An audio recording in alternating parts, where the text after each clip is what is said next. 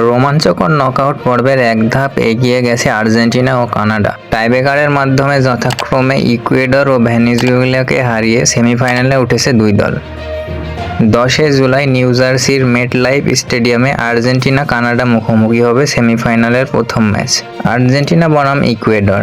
হিউস্টনের AT&T স্টেডিয়ামে টাইব্রেকারে জয় পায় আর্জেন্টিনা।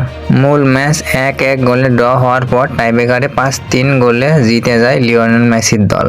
ভেনেজুয়েলা বনাম কানাডা। টেক্সাসের একই স্টেডিয়ামে ভেনেজুয়েলা কানাডার ম্যাচও টাইব্রেকারে গড়ায়।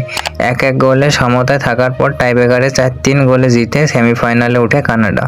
10 জুলাই মার্কিন যুক্তরাষ্ট্রের নিউ জার্সিতে সেমির প্রথম ম্যাচে মুখোমুখি হবে আর্জেন্টিনা ও কানাডা। ম্যাচটি বাংলাদেশ সময় সকাল 6টায় শুরু হবে। গ্রুপ পর্বে আর্জেন্টিনার বিপক্ষে খেলেছিল কানাডা। সেই ম্যাচে 2-0 গোলে হেরেছিল তারা। তবে এবার টাইব্রেকারে জয়ী কানাডা আত্মবিশ্বাসী। লিওনেল মেসির অভিজ্ঞতা ও দক্ষতার বিপক্ষে কানাডার তরুণ ব্রিগেড কতটা টিকতে পারে তাই নিয়ে এখন সকলের দৃষ্টি। ভিডিওটি ভালো লাগলে চ্যানেলটি সাবস্ক্রাইব করে পাশেই থাকুন। ধন্যবাদ।